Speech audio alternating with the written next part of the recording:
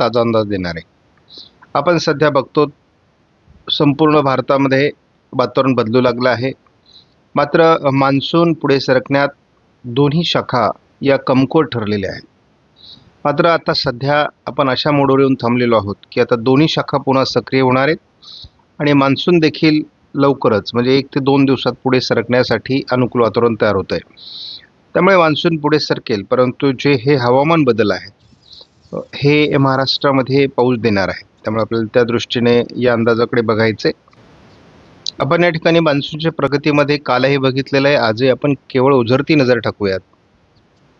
23 तारखेपासून 27 तारखेपर्यंत मान्सूनची प्रगती झालेली नाही पश्चिमी साईडला. तर पूर्व शाखेकडे 12 तारखेपासून 27 तारखेपर्यंत मान्सून एकाच ठिकाणी आहे आणि अशा पद्धतीने मान्सून रखडण्याचं मुख्य कारण एल निनोचा प्रभाव हेच असतं. कारण त्याला अनुकूल अशा प्रकारची परिस्थिती निर्माण होत नाही आणि त्यामुळे मान्सून रखडला जातो. तर याचा अर्थ थोडा मान्सून दरवर्षीच्या तुलनेत कमजोर आहे. आपण जेव्हा बघतो की पावसाचं प्रमाण हे वाढत नाही आहे, मान्सून पुढे सरकत नाही, त्याचा परिणाम काय झाला तर या ठिकाणी उष्णतेची लाट उत्तरेत सक्रिय झालेली आहे. महाराष्ट्रामध्ये येलो अलर्ट दिलेला होता. बऱ्याच ठिकाणी काल पाऊस झाला, परंतु कोकण, मध्य महाराष्ट्र, पश्चिम महाराष्ट्र आणि उत्तर महाराष्ट्रात पावसाचं प्रमाण तसं थोडं कमी होतं. ठिकठिकाणी भाग बदलत पाऊस झालेला आहे. 29 तारखेला पश्चिम भारतामध्ये आणि उत्तर भारतामध्ये पावसाचं प्रमाण कमी आहे. मात्र संपूर्ण दक्षिण भारतामध्ये, मध्य भारतामध्ये, पूर्व भारतामध्ये पावसाचं प्रमाण असणार आहे. पूर्व भारतात ऑरेंज अलर्ट, काही राज्यात रेड अलर्ट, तर केरळमध्ये ऑरेंज अलर्ट आहे. थोडी समाधानाची बाब म्हणजे तामिळनाडूचा भाग जर सोडला तर बऱ्याच राज्यांमध्ये पावसाचं प्रमाण वाढतंय. म्हणजे एकूण जे प्रमाण आहे भारतामध्ये पावसाचं ते वाढतंय. 1 तारखेला ही जमेची बाजू आहे. आपण एकूणच भारतीय हवामान खात्याच्या अंदाजानुसार मध्य प्रदेश, राजस्थान, गुजरात आणि तामिळनाडू, रायलसीमा ही राज्य हे बिगर पावसाळी असणार आहेत. बाकी भारतात पावसाची शक्यता वर्तवण्यात आलेली आहे. तोच अंदाज जवळपास 3 तारखेला कायम असणार आहे. पावसाचं प्रमाण कमी असल्याने पुन्हा एकदा उष्णतेची लाट उत्तरेकडून सुरू झाली आहे. पावसाचं प्रमाणच वाढत नसल्यामुळे उष्णतेच्या लाटेचा प्रभाव जाणवणं हे स्वाभाविक आहे. गेल्या 48 तासात कुठे पाऊस पडला तर याचं पुन्हा एकदा आपण उदाहरण जेव्हा बघतो तर मराठवाड्यामध्ये बऱ्याच ठिकाणी, विदर्भामध्ये बऱ्याच ठिकाणी पाऊस झालेला आहे. कोकणामध्ये देखील तुरळक ठिकाणी पाऊस झालेला आहे, विरळ स्वरूपात आहे. त्यानंतर एकूण भारताचा जर आपण विचार केला तर भारतात देखील अनेक राज्यांमध्ये बऱ्यापैकी पाऊस झालेला आहे. म्हणजे पाऊस पडतोय, परंतु त्याचं प्रमाण कमी आहे. आपल्या प्रत्येक व्हिडिओमध्ये ही बाब असणार आहे आणि ती म्हणजे एकूण प्रत्येक दिवसामध्ये जी पावसातील घट आहे ती किती प्रमाणात आहे. कारण आत्ता काय दिसतं, केवळ 57% पाऊस भारतामध्ये झालेला आहे, म्हणजे 43% घट आहे. तर ही एवढी मोठी घट जूनमध्ये दुष्काळाचे संकेत देते, परंतु मान्सून उशिरा सक्रिय झाला आणि एल निनोच्या वर्षामध्ये कोणत्याही वर्षात आपण बघितलं तर तो मान्सून 23, 24, 25 तारखेला सक्रिय होतो आणि नंतर तो भारतामध्ये पुढे सरकतो. त्यामुळे जूनची सरासरी घटते. त्याच पद्धतीची जूनची सरासरी यावर्षी घटण्याची शक्यता आहे आणि मान्सून पॅटर्न हा थोडा ऑक्टोबरकडे सरकलेला आहे 15 दिवसांनी. म्हणजे 15-16 तारखेपर्यंत, 17 तारखेपर्यंत ऑक्टोबरच्या पाऊस पडत असतो. तो मान्सूनमध्ये जरी काउंट होत नसला तरी पॅटर्ननुसार आपण 15 दिवस पुढे जरी समजले तरी मग ह्या वर्षी दुष्काळाचे संकेत आहेत ठामपणे असं सांगता येत नाही. कारण पॅटर्न पुढे सरकला असं म्हटलं तर मग जूनमधली घट ग्राह्य आहे. महाराष्ट्रामध्ये देखील पावसाची मोठी घट आहे. तर आता आपण गोंदियामध्ये किंवा गडचिरोलीमध्ये, भंडारामध्ये बघितलं किंवा इकडे कोल्हापूर, सातारा, रत्नागिरी, रायगड, ठाणे, धुळे आणि नंदुरबार, अहिल्यानगर, जालना, हिंगोली या जिल्ह्यांमध्ये 70% जास्त पावसाची घट आहे. उर्वरित जिल्ह्यांमध्ये मात्र पावसाची घट हळूहळू कमी होते आहे. आता मॉडेलनुसार पावसाचं क्षेत्र तयार होण्याची आपण वाट बघतो.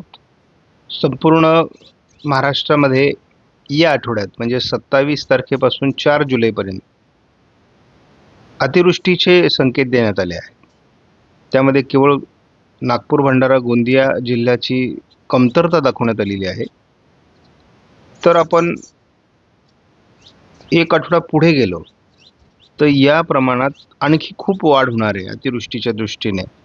म्हणजे किती तारखेपर्यंत? 11 जुलैपर्यंत. जर सी फेस मॉडेलचा हा अंदाज बरोबर ठरला तर महाराष्ट्रामध्ये दुष्काळाचे कुठलेही लक्षण नाही आहे. न्यूमेरिकल मॉडेल प्रिडिक्शनच्या GFSच्या अंदाजानुसार दोन्ही समुद्रांमध्ये मोठ्या प्रमाणात बाष्प वाढताना दाखवलेलं आहे. त्यामुळे एकूणच पावसाचं प्रमाण वाढण्याकरता या ठिकाणी अतिशय चांगली परिस्थिती निर्माण होते. त्यामुळे बघूयात वातावरणीय बदल काय काय होत आहेत. पावसाच्या प्रमाणात या मॉडेलनुसार वाढ होण्याची शक्यता दिलेली आहे आणि या ठिकाणी एक चक्राकार स्थिती दाखवण्यात आलेली आहे. संपूर्ण दक्षिण भारतासहित महाराष्ट्रात पावसाचं प्रमाण वाढण्याची शक्यता दाखवण्यात आलेली आहे. 30 तारखेचा आपण जेव्हा अंदाज घेतो तेव्हा या पावसाच्या प्रमाणात वाढ होते. शिवाय किनारपट्टी भागामध्ये पावसाचं प्रमाण वाढते. म्हणजे महाराष्ट्राची स्थिती या ठिकाणी मजबूत अशा प्रकारची दाखवण्यात आलेली आहे. आता मात्र मान्सून पुढे सरकण्यासाठीची ज्या काही बाबी आहेत त्याच्याकडे आपल्याला लक्ष देणं आवश्यक आहे. मान्सून पुढे सरकण्याच्या दृष्टीने हवामानातले जे बदल आहेत ते आपल्याला होताना दिसत आहेत. 1 तारखेला या ठिकाणी आपण बघतो कोकण किनारपट्टीला मोठ्या प्रमाणात पावसाचं प्रमाण वाढण्याची शक्यता आहे आणि पूर्व भारताकडून देखील पावसाचं प्रमाण वाढण्यास सुरुवात होणार आहे. आता या ठिकाणी आपल्याला तो बदल स्पष्ट दिसणार आहे.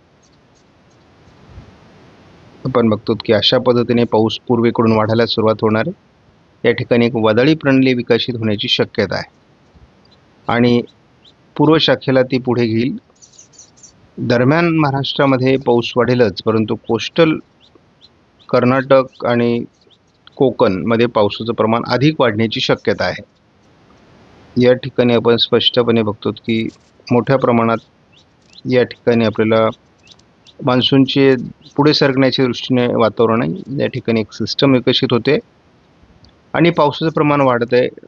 मुसळधार पाऊस आपल्याला या भागामध्ये बघायला मिळतोय. त्यामुळे पावसाचं प्रमाण महाराष्ट्रात वाढणार आहे. आपल्याला स्पष्टपणे एक वादळी प्रणाली या ठिकाणी दिसते आणि त्याचा परिणाम मोठ्या प्रमाणात अतिवृष्टीच्या स्वरूपात महाराष्ट्रात आणि काही कर्नाटकच्या भागामध्ये दाखवलेला आहे. तर आपण बघतो की ही 4 तारीख आपल्यासाठी फार महत्त्वाची आहे आणि शिवाय एकापाठी एक सिस्टम विकसित जर झाल्या तर भारतावर पावसाचं प्रमाण वाढू शकतं. शिवाय मान्सून पुढे सरकण्यासाठी सुद्धा अनुकूल परिस्थिती निर्माण होते. जसा ही जुलै सुरू होईल तसा मान्सून पुढे सरकण्यास सुरुवात होईल. या मॉडेलनुसार तरी खूपच चांगल्या प्रकारची पावसाळी प्रगती 5 जुलैपर्यंत आपल्याला झालेली दिसेल. बहुतांश भारतामध्ये आपल्याला पावसाचं प्रमाण वाढताना दिसते. थोडं गुजरात, राजस्थानचा भाग सोडला तर संपूर्ण भारतात पावसाळी परिस्थिती असणं अपेक्षित आहे. महाराष्ट्रावर अतिशय उत्तम अशा प्रकारचं मुसळधार पावसाचं वातावरण आहे. शिवाय संपूर्ण भारतामध्ये देखील पावसाळी परिस्थिती दिसते. या मॉडेलने संपूर्ण मध्य भारतावर मोठं पावसाळी प्रमाण आणि कोस्टल भागातही मोठं पावसाळी प्रमाण हे 7 तारखेला दाखवलेलं आहे. त्यामुळे एकूणच मान्सूनची प्रोग्रेस झालेली असेल निर्धारित तारखेच्या दरम्यान असं दिसते. आपण जसा अंदाज JFSचा बघितला तसा आपण ECMW मॉडेलचा, या 2च मॉडेल आपल्यासाठी महत्त्वाचे आहेत महाराष्ट्रासाठी. ते आपण बघतो. आज काय होणार आहे तर आज 28 तारखेला जवळपास शेवटचे 3 दिवस जूनचे आहेत, परंतु पहिला बदल कोकण किनारपट्टी भागामध्ये पावसाचं प्रमाण आज वाढणं अपेक्षित आहे. शिवाय महाराष्ट्राच्या दक्षिणेकडूनही पावसाचं प्रमाण वाढणं अपेक्षित आहे. त्यामुळे आज पाऊस वाढेल ही एक अपेक्षा घेऊन आपण आजच्या तारखेचा अंदाज बघतो. 29 तारखेला देखील महाराष्ट्रभर पावसाचं प्रमाण वाढणं अपेक्षित आहे. कोकणात मुसळधार पावसाला सुरुवात होणं अपेक्षित आहे. आता मॉडेलने जो पाऊस दाखवला आहे त्या प्रमाणात पाऊस पडणार आहे का? कारण दोन्ही मॉडेल आता पाऊस दाखवत आहेत. तर तसा हवामान बदल आता अपेक्षित आहे. आपला मॉडेल बेस अंदाज आहे. जे मॉडेलमध्ये दिसतं ते आपण सांगतो. मॉडेलमध्ये किंवा हवामानामध्ये बदल झाले, आपले अंदाज बदलतात. 30 तारखेला देखील महाराष्ट्रात बहुतांश भागात पावसाचा जोर असणार आहे. मात्र या पर्जन्यछायेच्या प्रदेशामध्ये आपल्याला थोडं पावसाची घट बघायला मिळू शकते. 1 तारखेपर्यंत तरी आपल्याला फारशी प्रोग्रेस मान्सूनची पश्चिमी शाखेकडून जरी पश्चिमी शाखा सक्रिय झाली असली तरी दिसत नाही. मात्र पूर्व शाखेकडून 1 तारखेपासून मोठ्या प्रमाणात सुधारणा अपेक्षित आहे. अगदी दिल्ली, पंजाब, हरियाणापर्यंत मान्सून मजल मारू शकतो पूर्वेकडून. मान्सूनची प्रगती जसंही जुलै सुरू होईल तशी सुरू होईल आणि त्यामुळे झटपट उत्तर भारतामध्ये मान्सून पोहोचण्यासाठी अनुकूल परिस्थिती आहे. आपण जुलैच्या 1 आणि 2 तारखेला महाराष्ट्रात खास करून कोकणामध्ये मुसळधार परिस्थिती आहे आणि दक्षिणेकडून पाऊस जरी या ठिकाणी कमी होताना दिसत असला तरी महाराष्ट्रभर पावसाचं उत्तम वातावरण ECMW मॉडेलने दाखवलेलं आहे.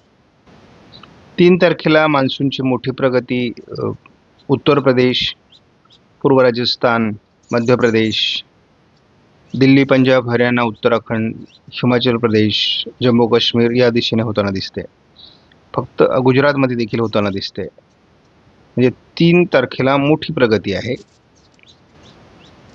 4 तारखेला अतिशय जबरदस्त वातावरण आहे. ECMW मॉडेलच्या अंदाजानुसार जर घडलं तर अगदी ओरिसापासून तर राजस्थानपर्यंत पावसाचं प्रमाण वाढलेलं असेल. महाराष्ट्रामध्ये मोठा पाऊस आपल्याला बघायला मिळेल. अतिवृष्टी थोडक्यात बघायला मिळेल. मध्य प्रदेशमध्ये परिस्थिती वेगळी आहे. कोकणामध्ये परिस्थिती वेगळी आहे. भारतामध्ये मान्सून पोहोचण्याकरता बहुतांश भागामध्ये 5 तारीख अतिशय चांगली आहे. पावसाचं प्रमाण महाराष्ट्रात आपण 5 तारखेपर्यंत सातत्याने बघतो आणि एक मोठी वादळी सिस्टम बंगालच्या उपसागरात विकसित होण्याची शक्यता आहे. आणि ही जर दरम्यान विकसित झाली म्हणजे एक वादळी परिस्थिती, डिप्रेशन किंवा चक्रीवादळी असू शकतं.